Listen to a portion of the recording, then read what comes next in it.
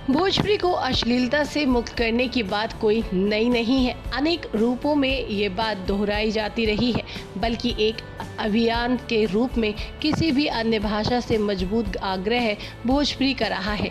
लेकिन सवाल ये है कि इतने कोशिशों के बाद भी स्थिति क्यों नहीं बदल रही?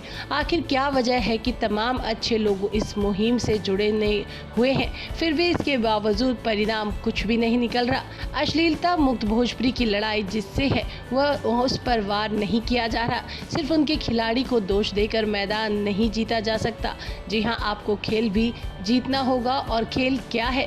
भोजपुरी की अश्लीलता ज़्यादातर लोकप्रिय गीतों में देखी जा सकती है, यानी फिल्म गीत या एल्बम के गीत। ये गीत मूल्यांकन मनोरंजन के लिए रचे जाते हैं। डीजे यात्रा और अन्य इसी प्रकार के समारोह को इसे काफ़ी ज़्यादा वहाँ पर हाईलाइट किया जाता है, जिसकी वजह से इसे एक बार दो बार नहीं बल्कि बार बार सुना जाता है और फिर ऐसा लगता है कि इस गाने को लोग पसंद कर रहे हैं। आपको बता दें, गुफ्त जगाने वाले इस गीतों को श्रोता भी काफ़ी जी भर के सुनते हैं। ऐसी चीज़ें काफ़ी ज़्यादा सहज होती हैं, लेकिन साथ ही इन गीतों को धुन, संगीत, गति आदि ऐसी होती है कि ये कुछ विशेष अवसरों के लिए मुफीद बैठे जाते हैं।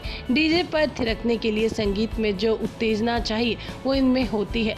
अच्छे बुरे से अधिक इन गीतों में खालीपन को भरा। अब अगर इसे ठीक करना है तो इस जगह के लिए विकल्प देना होगा, लेकिन कर भी क्या सकते हैं? हम आपको बता दें कि लोकगीत आदि से देना चाहते हैं। लोकगीत का अपना महत्व है, लेकिन ये लड़ाई तो लोकगीत की ही है। जी हाँ, कोई भी नहीं कह रहा कि लोकगीत बंद करो। लड़ाई लोकप्रिय गीतों को अश्लीलता से मुक्त करने की है, तो विकल्प भी होना ज़रूरी है। केवल लोक के नाम पर, संस्कृति के नाम पर किसी भी भाषा को नहीं बचाया जा सकता।